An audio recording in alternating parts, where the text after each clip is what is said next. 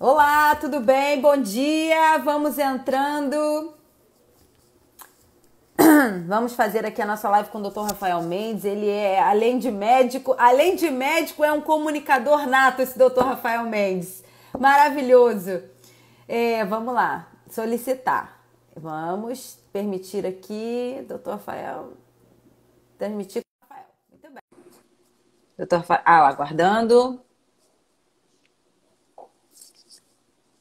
Vamos lá, acho que agora foi. Aê, doutor Rafael! Estamos aqui junto, né?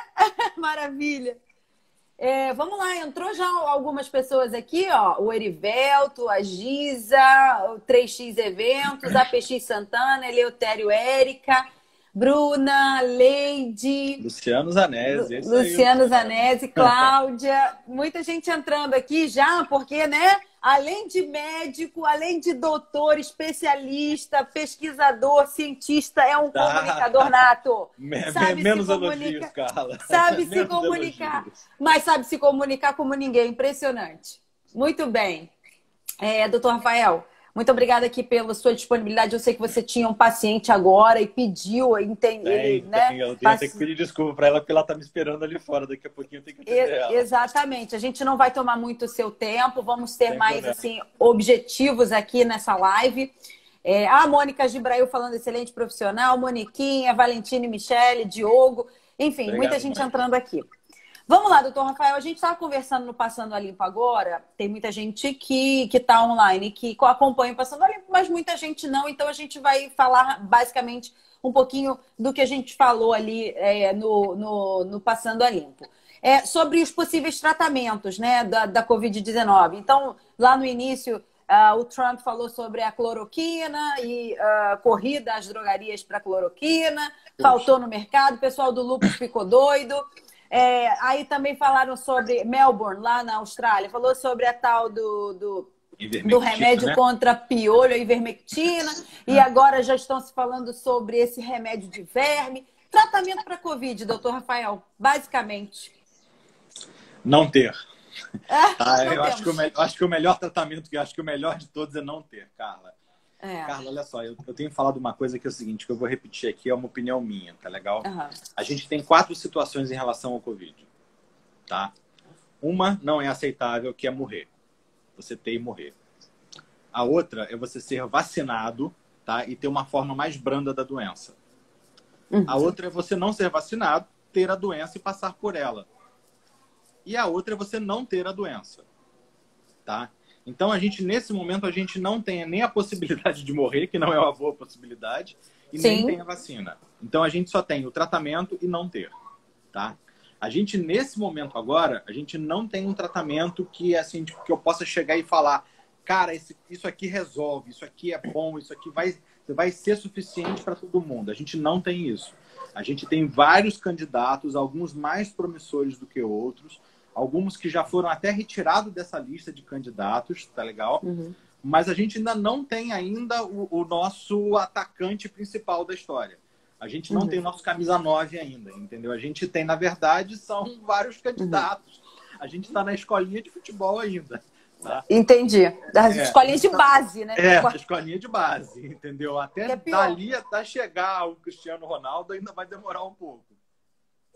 Então, eu acho que a gente tem que tomar muito cuidado para não ter a doença agora. Porque, assim, essa coisa de você fazer isolamento horizontal, isolamento vertical, existe uma balança muito difícil, que é a balança economia e saúde, né?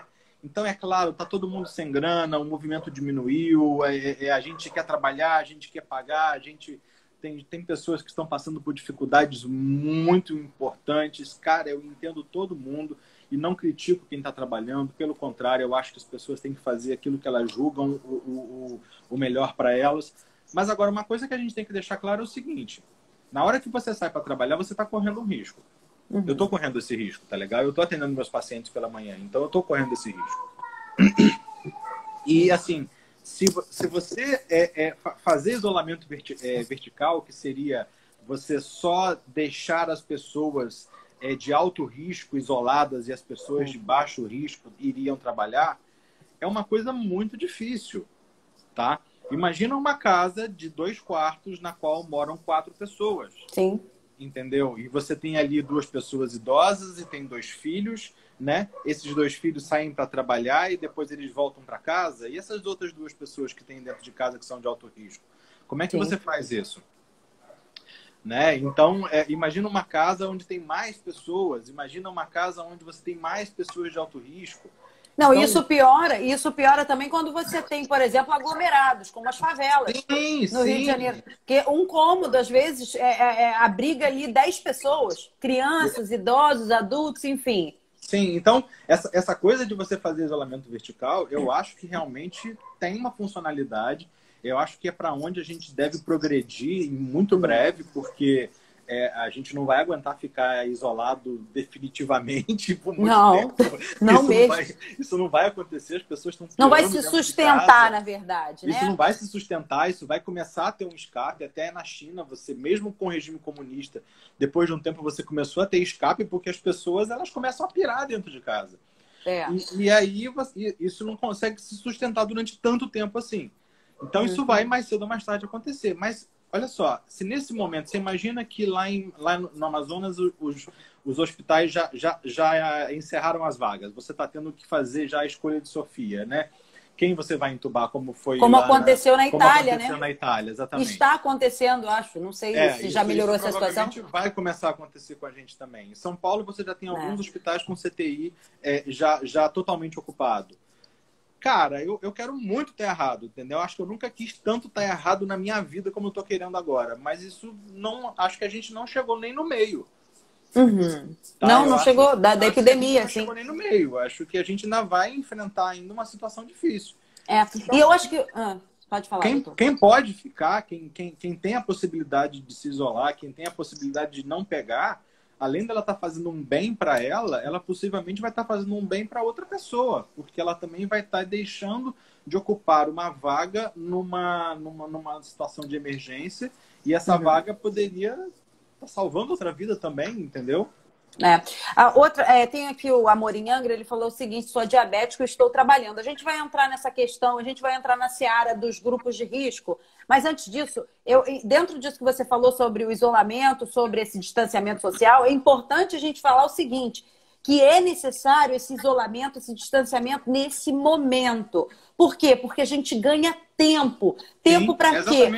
Né? Para o tratamento, inclusive. Os pesquisadores, os cientistas estão trabalhando arduamente na busca de um remédio já existente, mas que seja eficaz contra a Covid-19. Então, daqui a um tempo, claro, isso é inevitável. Inevitavelmente isso vai acontecer. Nós vamos achar alguma droga que já existe no mercado que seja eficaz contra a Covid-19. Ou seja, ficando em casa nesse momento, se distanciando do vírus nesse momento, você ganha tempo, você reduz a ocupação de leitos, de UTIs, você não infla o SUS e você também tem maior probabilidade de cura. Porque esse vírus entra no nosso organismo, a gente não sabe o que vai acontecer. Tem gente saudável desenvolvendo a doença, pior fase da doença. Exatamente. Eu li uma história de que, na verdade, a gente também tem um aumento do risco de coagulação intravascular disseminada. Essa é uma possibilidade. Tem um grupo de São Paulo testando heparina como um tratamento intra-hospitalar, né? E parece que eles tiveram um resultado positivo. É aquilo que eu falei, são coisas que estão sendo testadas. Sim. Mas se isso for realmente uma verdade, como é que a gente... Não é a mesma coisa, entendeu? Não é uma doença igual, tá? Então, assim, a Giza sempre está perguntando aqui como é que... Mas quem depende de estar trabalhando para ter seu ganha-pão? É verdade, Giza, eu não tenho essa solução. Você tá coberta de razão, tá? Eu também tenho que trabalhar para ganhar o pão e todos nós, né? Resposta. Entendeu? Que a gente tem uma situação e a gente não tem uma resposta para ela ainda, tá? Então, como eu falei, eu não estou criticando quem está trabalhando, entendeu? Cada um sabe aonde seu calo aperta, tá? O que a gente está fazendo aqui é só colocar uma constatação de fatos, tá? Então, não é uma crítica a quem trabalha ou quem não trabalha. O que a gente está dizendo é que agora a gente não tem um tratamento eficiente. Quem tem que ganhar o pão, quem tem que sair para trabalhar, está saindo e está correndo risco. E está correndo risco, exatamente. Isso é fato, entendeu? O pessoal que está na rua, o pessoal que é médico, está na linha de frente, tá? É muito possível de você ter problemas também, né? Uma coisa aqui que o Luciano colocou, o Zanesi, interessante, a gente até passou, a gente tem pouco tempo no Passando a Limpo nem falando sobre isso, aqui a questão do plasma. De você pegar o plasma do paciente que foi infectado e não desenvolveu a parte grave da doença, pegar esse plasma e injetar numa pessoa que está com problemas, né? Com dificuldade respiratória. Essa é uma coisa que foi utilizada na gripe espanhola em 1918, né? E teve os seus resultados e tem gente testando isso já, né? Existem algumas evidências de que tenham bons resultados e existem também algumas histórias contra, entendeu? Mas é como eu falei, é muita coisa sendo testada. Tá? O Luciano estava falando de pesquisar o sangue de algum paciente para ver quem é que não teve ou que teve forma mais branda. A gente não sabe quem é que tem a forma branda, quem vai ter a forma branda. As crianças parecem que elas têm algumas pessoas já foram feita a dosagem, né? E feito a PCR e feito o diagnóstico, elas tinham o vírus e tinham pouco ou nenhum sintoma. Tá? Então, você sabe, tem um monte de teorias. Dizem que as crianças são muito vacinadas, então elas têm estado imogêneo como mais forte, entendeu? É uma teoria, mas a gente não sabe por causa de que isso acontece. Então, de fato, não se sabe. Essa pesquisa está sendo feita, mas a gente não sabe. Ainda. Agora, doutor, vamos lá. A questão de você ficar imune. Tem pesquisadores que falam que sim, que quando você tem o vírus e é tratado e sobrevive, você não pega novamente, mas tem pesquisadores que já falam que sim, pega, mas pega de uma forma mais branda. Funciona como se fosse uma vacina, né? Como é que está essa situação? Fica realmente imunizado? Então, a gente não tem essa resposta ainda. Também. Legal? A gente sabe que a gente faz, por exemplo, 2 tipos de diagnóstico. A gente faz o diagnóstico por PCR e a gente faz o diagnóstico sorológico. Quando a gente faz o diagnóstico sorológico, a gente vai fazer uma dosagem no meio da doença para frente. Entendeu? Então, você já tem anticorpos sendo produzidos, que é IgM e IgG. Tá? A IgM seria o anticorpo que conferiria imunidade para a gente. Tá? Então, existem pessoas que têm um pico alto de IgM, depois pode ser que ele caia, a gente não sabe se essa imunidade vai ficar para sempre ou não. Tá? Existem pessoas que essa IgM não sobe tanto quanto deveria, entendeu? Então, a gente tem várias situações diferentes acontecendo. Tá? Inclusive, a própria plasmaferese, uma das dificuldades dela é você achar um soro que tenha a quantidade de anticorpos correta para você poder infundir em outras pessoas. Porque não é tão fácil assim achar esse soro. Não é todo mundo que passou pela doença que vai ter um soro de qualidade para que ele seja utilizado como forma de tratamento nas outras pessoas. Então, a gente não sabe isso. A gente tem uma quantidade de pessoas que passaram por essa doença, sim, mas a gente não tem ninguém que tenha passado por essa doença há 1 ano, por exemplo. Sim. Entendeu? Então, a gente não sabe de quanto tempo essa imunidade vai ser. A gente está especulando baseado nas outras doenças que a gente tem. Os pesquisadores estão muito otimistas em relação a essa situação de você ter uma imunidade por mais tempo depois, tá legal? De quem teve, até de repente em alguns lugares se cogita a ideia de ter uma carteirinha dizendo que você teve a doença e que você teria uma imunidade em relação a ela, né? E que você poderia ter contato com o vírus depois e desenvolver uma forma mais branda. Essa é uma possibilidade, sim. Só o tempo vai dizer isso pra gente. A questão da H1N1, por exemplo, a gripe de 1918, que se chama, né, por conta da divulgação da Espanha, à época da gripe, a chamada gripe espanhola, na verdade, ela foi a H1N1. Foi a H1N1. E a gente sofre com a H1N1 até hoje. É claro que hoje a gente já tem a vacina, mas muita gente morre ainda por H1N1.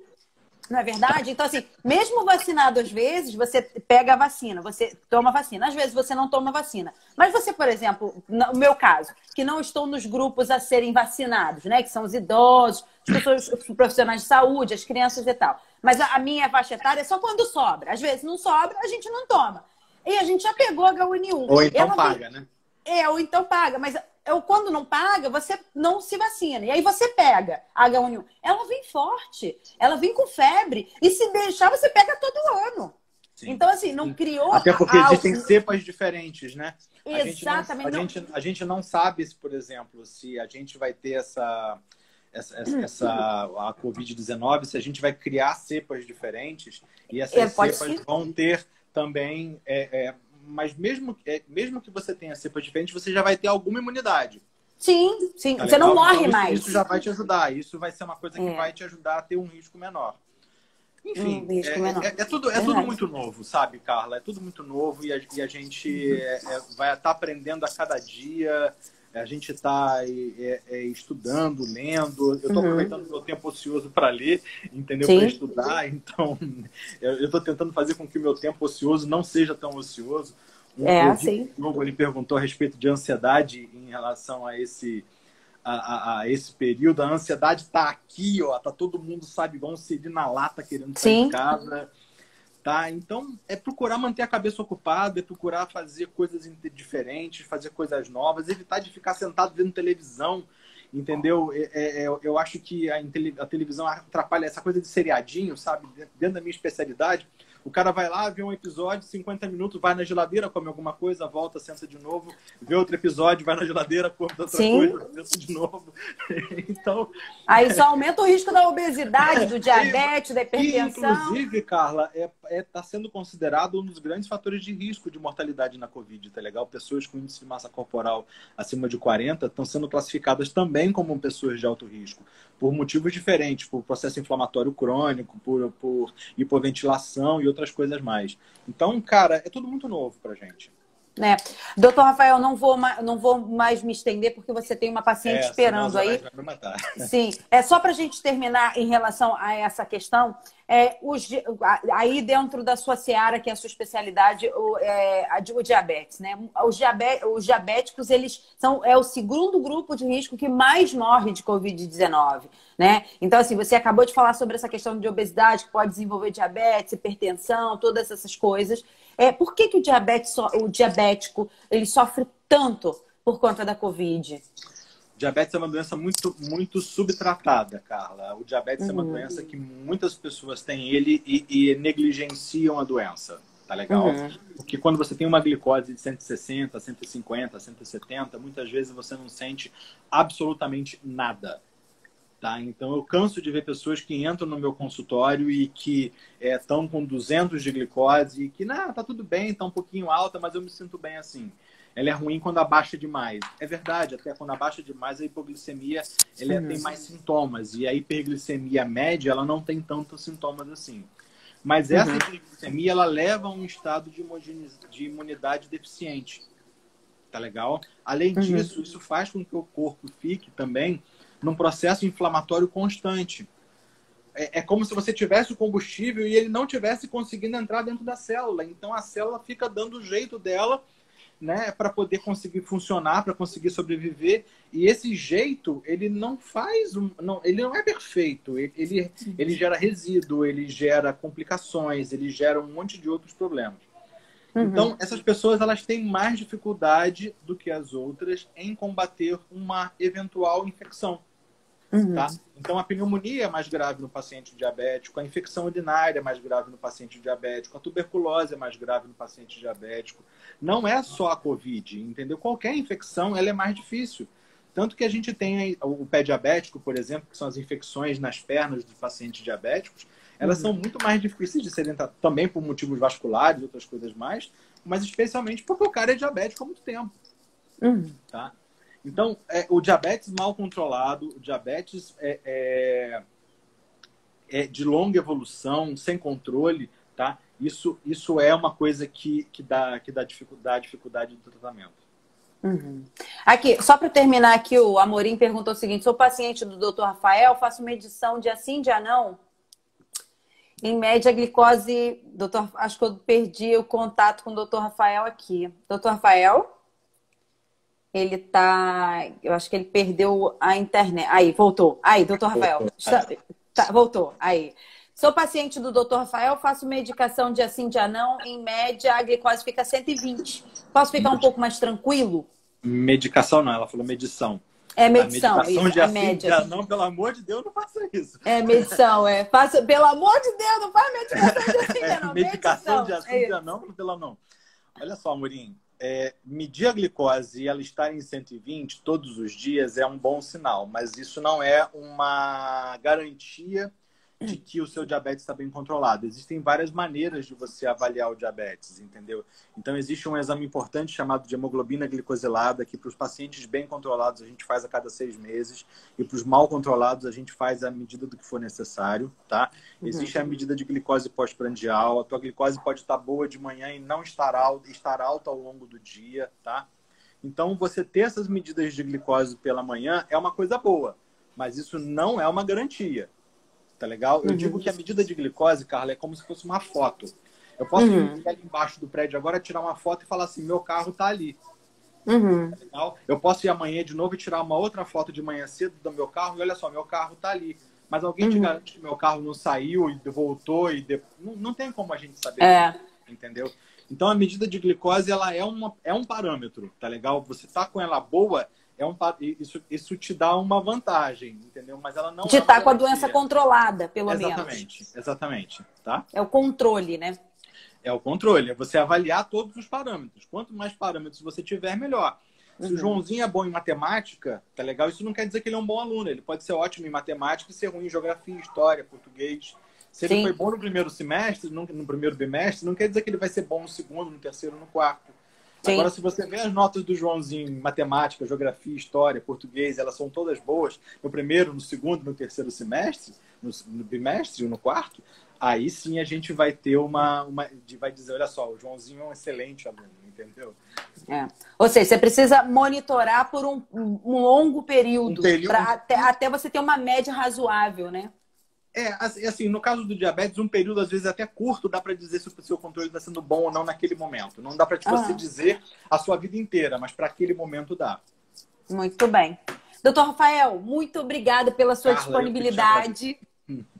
Sempre nosso consultor aqui no Passando a Limpo e também agora nas nossas redes sociais, que a gente está atuando bastante nas redes sociais por conta desse isolamento, desse distanciamento. E as pessoas, em relação à ansiedade, as pessoas gostam desse tipo de coisa e a gente tenta dar informação de qualidade para todo mundo aqui que acessa o nosso Instagram. Fala o seu Instagram, doutor Rafael, porque tem várias dicas interessantíssimas lá no seu Instagram.